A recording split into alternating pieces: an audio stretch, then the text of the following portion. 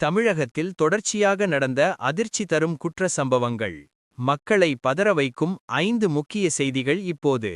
Red. திருவள்ளூரில் நியாயம் கேட்க சென்ற டிரைவர் கொலை.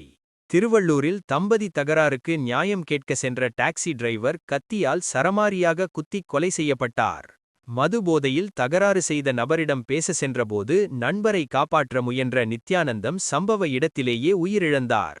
குற்றவாளியான அசோக் குமார் கைது செய்யப்பட்டு போலீசார் விசாரணை நடத்தி வருகின்றனர். ரெட். ஓசூரில் கணவனை கழுத்தை நெரித்து கொன்ற மனைவி.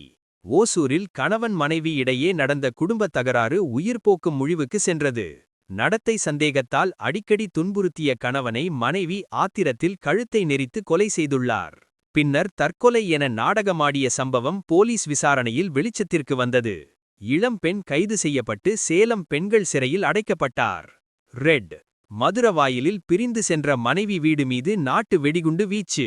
மனைவியுடன் ஏற்பட்ட கருத்து வேறுபாடு காரணமாக பிரிந்து சென்ற கணவர் பழிவாங்கும் நோக்கில் வெடிகுண்டு வீசிய சம்பவம் பரபரப்பை ஏற்படுத்தியது. நள்ளிரவில் வீட்டின் முன்பு வீசப்பட்ட 2 நாட்டு வெடிகுண்டுகள் அதிர்ச்சியை ஏற்படுத்தின. அதிர்ஷ்டவசமாக உயிர் சேதம் இல்லை.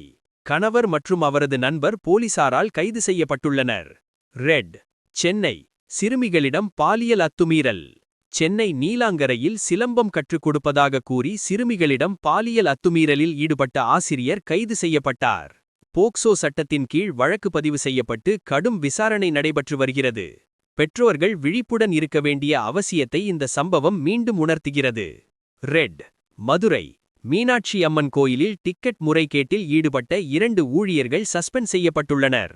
பயன்படுத்தப்பட்ட டிக்கெட்டுகளை மீண்டும் பயன்படுத்தி பணம் வசூலித்ததாக குற்றச்சாட்டு. கோயில் நிர்வாகம் கடும் நடவடிக்கை எடுத்துள்ளது. உங்க ஆதரவு இருந்தா இந்த சேனல் இன்னும் நல்லா வளரும். உங்க சப்போர்ட் தான் என்னோட பயணம். நம்பிக்கையோட பாக்குற சில மனசு போதும்.